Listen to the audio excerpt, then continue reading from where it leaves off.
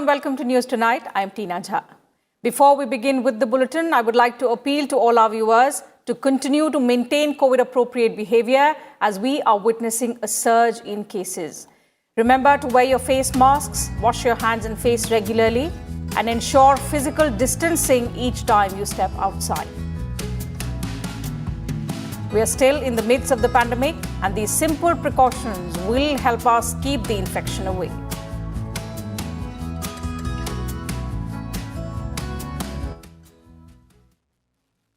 And now the headlines of the day.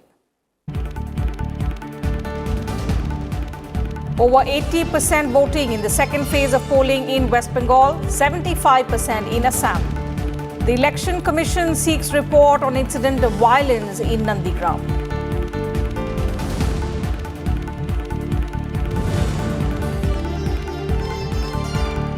Gst Collection touches a record of nearly 1.24 lakh crore rupees in March. Digital UPI transactions cross 5 lakh crore rupees.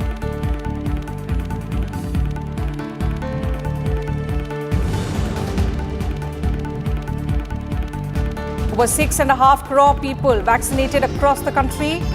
Countrywide COVID vaccination for 45 plus age group begins.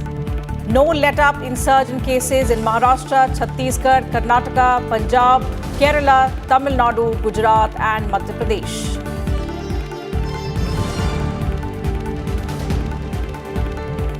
BIMSTEC countries reach consensus on economic cooperation. BIMSTEC Charter to be decided at the Sri Lanka summit next year.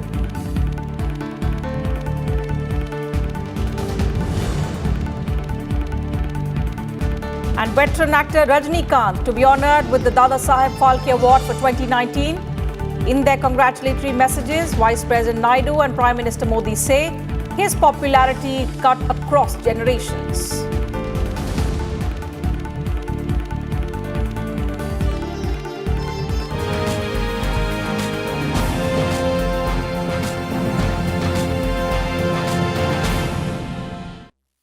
Polling for the second phase of assembly elections in West Bengal concluded on Thursday. The voting was largely peaceful except for sporadic incidents of violence in Nandigram. Over 80% turnout was recorded in the second phase. 171 candidates were in the fray for the 30 seats spread across 4 districts in the second phase of polling. Voting for the high-profile seat of Nandigram was also held in the second phase, where TMC chief and West Bengal Chief Minister Mamata Banerjee was locked in a contest with her former party member and now BJP candidate Suvendu Adhikari. All 10,620 booths in this phase were declared as sensitive by the Election Commission, and 651 companies of the central forces were deployed.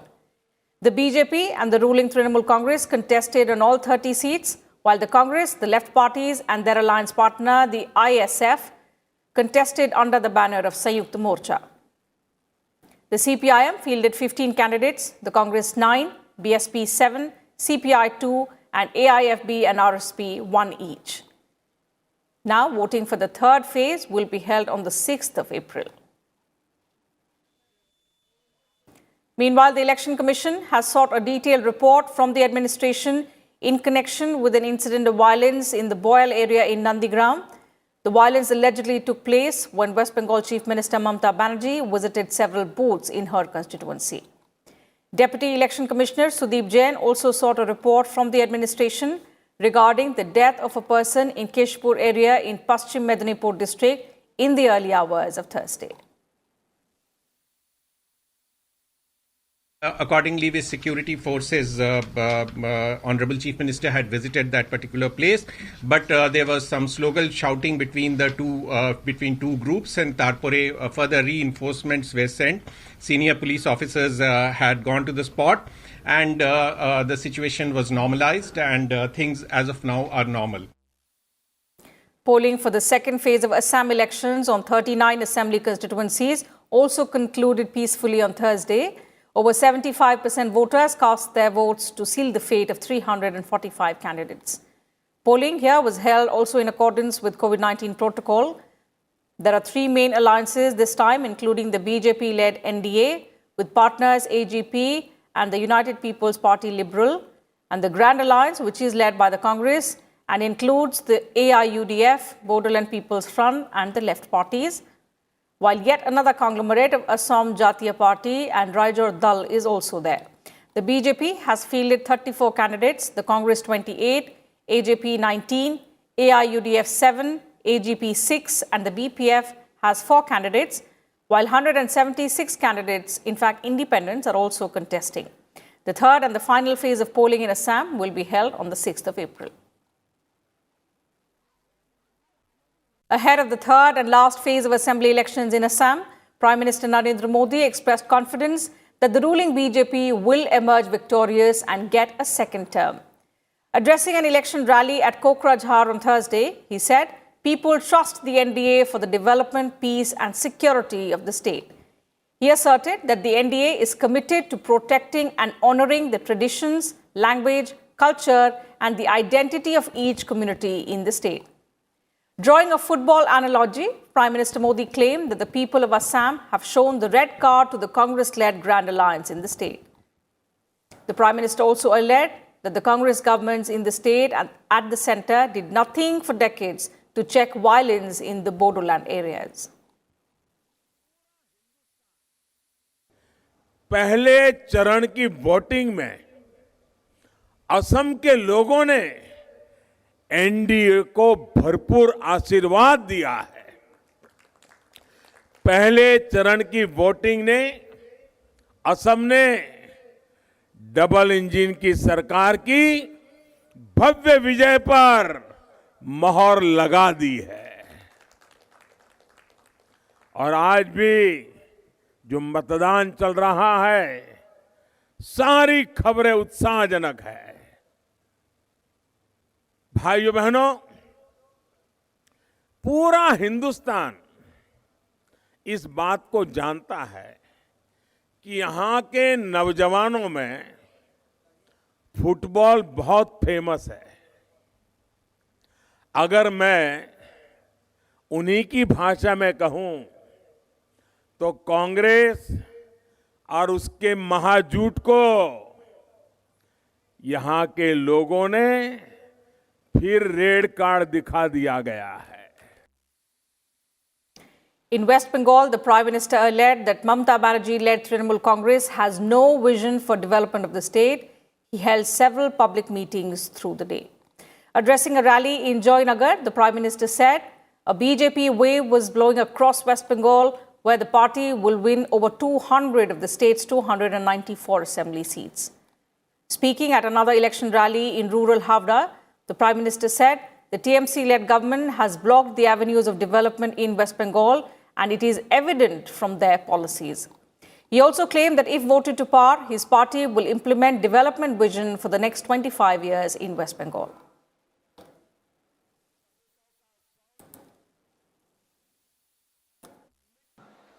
Bengal को फिर से एक बार उसके स्वर्णिम काल में वापस ले जाए, लेकिन ममता दीदी के 10 साल का शासन इस बात का गवाह है कि उनके पास इसके लिए न विजन है और न ही इच्छा शक्ति है।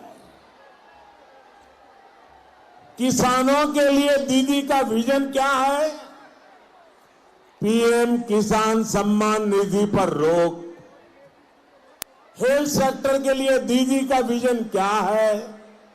आयुष्मान भारत योजना पर रोक। Meanwhile, Home Minister and senior BJP leader Amit Shah held a roadshow in Puducherry to seek the support of voters for BJP candidates in the April 6 assembly elections. Before the roadshow, Amit Shah offered prayers at the Siddhanand Temple.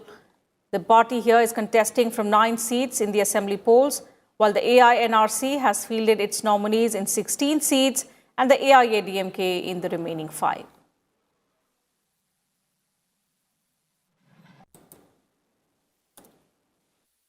DMK और कांग्रेस का मतलब है भ्रष्टाचार, गुंडागर्दी, जमीन हड़पना और अपने बेटे बेटियों को आगे बढ़ाना, जनता की चिंता नहीं करना। यही डीएमके और कांग्रेस का रास्ता है। एआईडीएमके, पीएमके और बीजेपी तीनों महान एमजीआर के रास्ते पर जाने के लिए कटिबद्ध है। मोदी जी के नेतृत्व में एक विकसित तमिलनाडु बनाने के लिए हम सब समर्पित हैं। The Home Minister also held a road show and addressed a public rally in Tamil Nadu. Speaking at a rally in Tirukoilur, Amit Shah targeted the DMK and the Congress party for corruption and dynasty politics. He said that both these parties are not bothered about the people of the state, while the BJP and its allies are working on the principles of MGR. He also added that the NDA is committed towards the development of Tamil Nadu.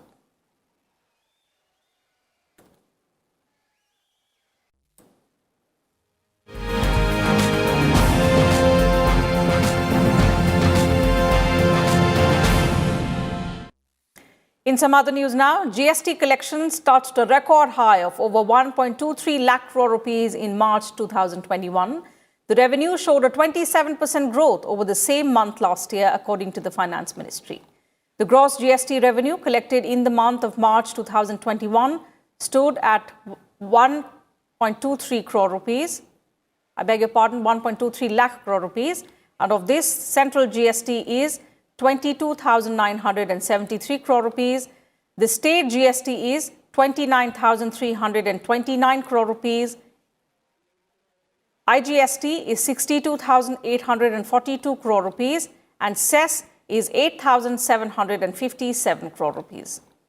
The Finance Ministry said that GST revenues crossed above 1 lakh crore rupees mark at a stretch for the last 6 months, adding that the increasing trend is a clear indicator of rapid economic recovery post the pandemic.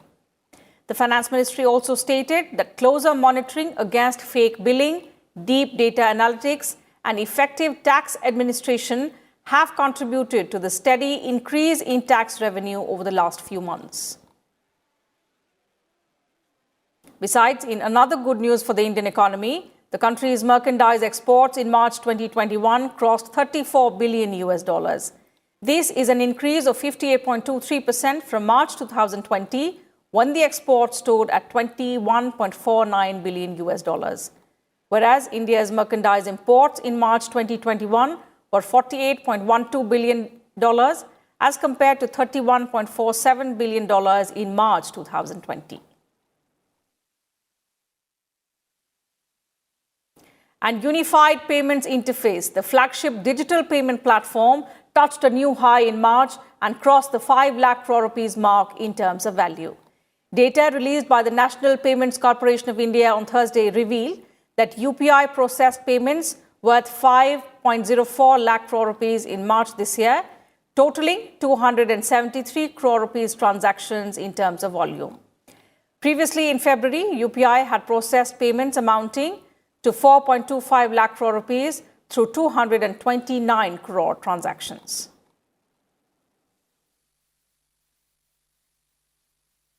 And the government on Thursday withdrew orders to cut interest rate on small savings schemes and assured to restore the rates to the last quarter of the financial year that ended 31st of March.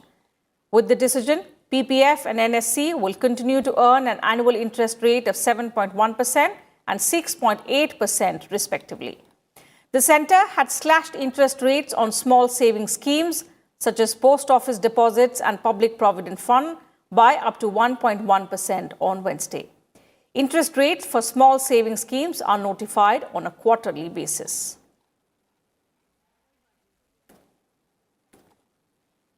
External Affairs Minister S. Jaishankar on Thursday attended the 17th BIMSTEC ministerial meet. Speaking at the event, the minister said, India remains committed to further building the momentum of regional cooperation under the framework of BIMSTEC and make it a stronger, vibrant and result-oriented grouping. He also mentioned that the BIMSTEC Convention on Cooperation in Combating International Terrorism, Transnational Organized Crime and Illicit Drug Trafficking has come into force last month. He noted that the member states have finalized the BIMSTEC Master Plan for Transport Connectivity, which is expected to be adopted at the 5th BIMSTEC Summit.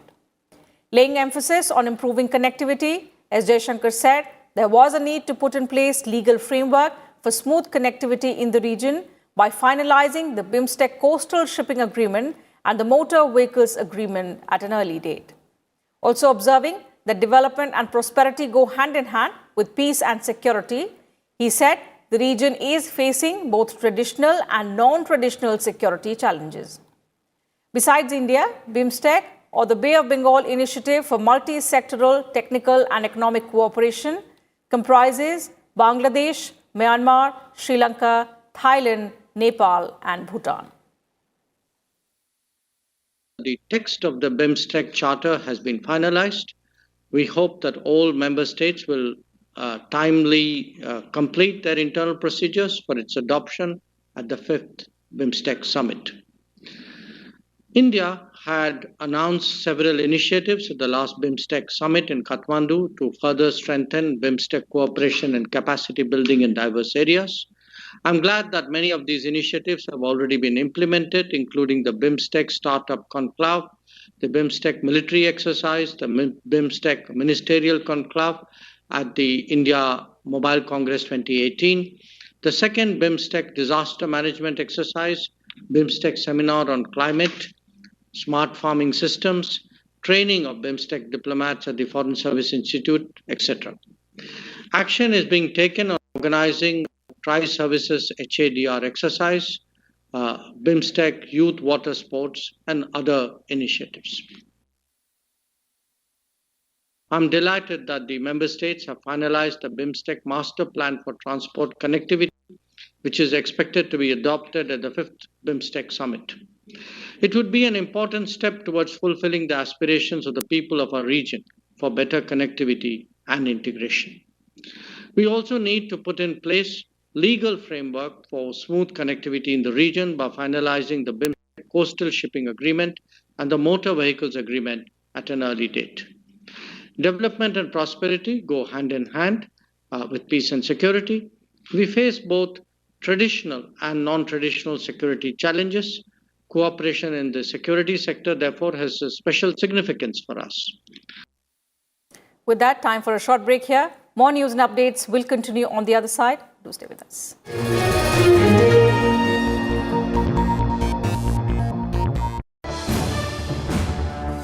Watch The Big Picture at 9:30 p.m.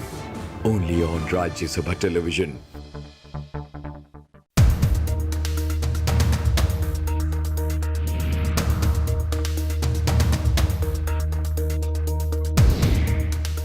Under fundamental rights enshrined in the Constitution, right to freedom of religion is part of Article 25 to 28. Freedom of conscience and observance, conduct and propagation of religion, freedom to manage religious affairs, freedom regarding payment of taxes for the promotion of a particular religion, freedom regarding attendance at religious education or religious worship in certain educational institutions.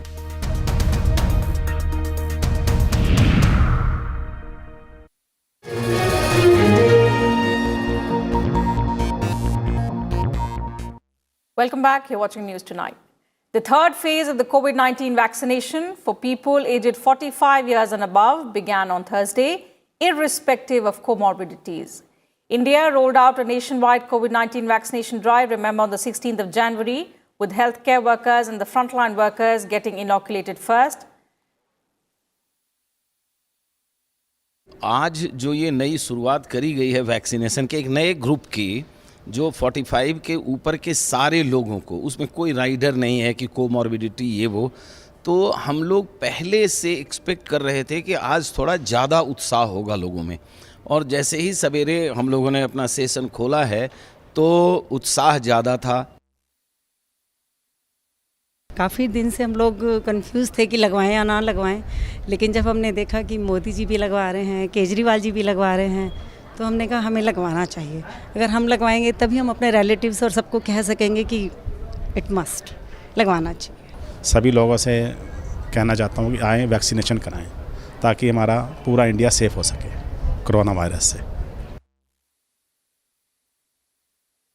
The centre has decided to keep all public and private sector COVID-19 vaccination centres operational throughout the month of April, including on gazetted holidays. This is aimed at exponentially expanding the countrywide coronavirus inoculation drive in view of rising cases of COVID-19. The centre has written to all states and union territories, directing them to make necessary arrangements in this regard and scale up the coverage of COVID-19 inoculation. Meanwhile, over 6 crore 51 lakh COVID-19 vaccine doses have been administered to beneficiaries in the country so far. These include 82 lakh healthcare workers who have received the first dose and 52 lakh healthcare workers who have also been given the second dose of the vaccine, while 91 lakh frontline workers have got the first dose and over 39 lakh frontline workers have also been administered the second dose of the vaccine. In addition, over 4 crore people above the age of 60 and people aged 45 and above with specific comorbidities have also been vaccinated till date.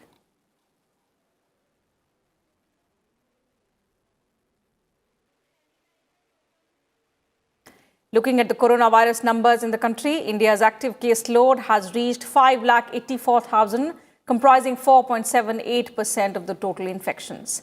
72,330 new cases were reported from across the country in the last 24 hours, taking the nationwide COVID-19 tally to over 1 crore 22 lakh.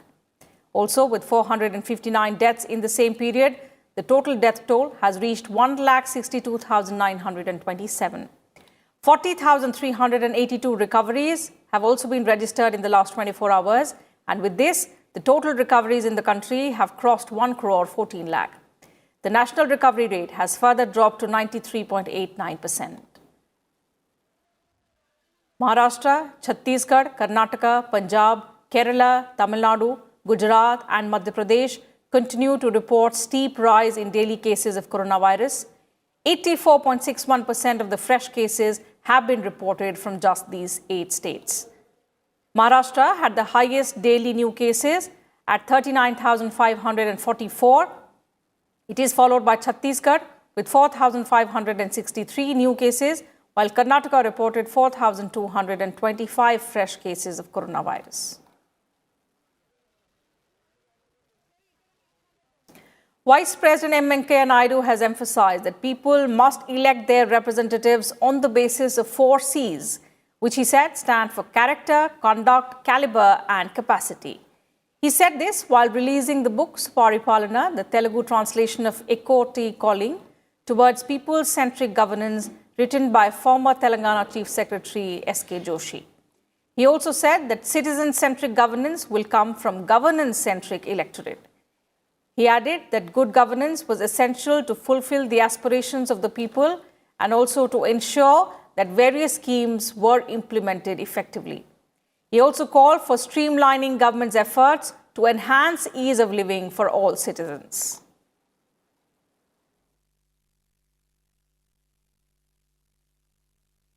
Veteran actor Rajnikanth will be honoured with the prestigious Dada Saheb Phalke Award for the year 2019. The award will be given to him on the 3rd of May. Union Minister Prakash Javadekar made the announcement on Thursday, describing Rajnikanth as one of the greatest actors in the history of Indian cinema. He said, Rajnikanth's contribution as an actor, producer and screenwriter has been iconic. इस साल 51वां Dada Saheb Phalke award हम घोषित कर रहे हैं। इस बार चयन करने के लिए 5 जूरी मेंबर थे। अपने महान नायक रजनीकांत को दादा साहब फाल्के अवार्ड देने की सिफारिश की है और उसको हमने स्वीकारा है। 50 साल से रजनीकांत फिल्म दुनिया के बेताब बादशाह है। सूरज के तरह उनका काम है। Congratulating Rajnikanth, Vice President M. Venkaiah Naidu said that he has enthralled people by portraying a vast array of roles depicting myriad hues of human experience and emotions. Prime Minister Narendra Modi also congratulated Rajnikanth for being conferred upon the Dada Saheb Phalke Award. He said it is a matter of immense joy that Rajnikanth is popular across generations and has done work which only a few can boast of.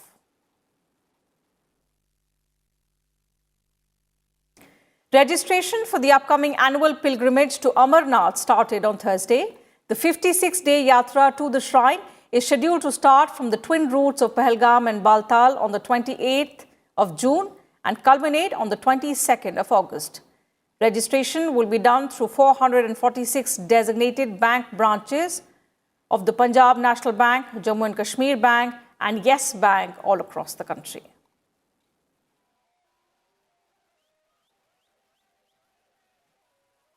And the Kumbh Mela formally began in Haridwar on Thursday amid several restrictions due to rising cases of COVID-19 in various states, including that of Uttarakhand. Devotees will participate in 3 Shahi Snans, which will take place on the 12th of April, the 14th of April and the 27th of April, and only people with a negative RT-PCR test report will be allowed to proceed for the Kumbh Mela. Devotees who have taken the anti-COVID vaccination will have to show their certificates and also follow the COVID-linked guidelines. So that's it from us in this bulletin. But before we leave, I once again appeal to all our viewers to continue to maintain COVID-appropriate behavior in order to stay safe from the coronavirus pandemic. Remember to wear your face masks, wash your hands and face regularly, and ensure that you maintain physical distancing whenever you step outside. Remember, these simple precautions are all that it takes on our part to defeat the ongoing pandemic. Take care, good night, and thank you for your time.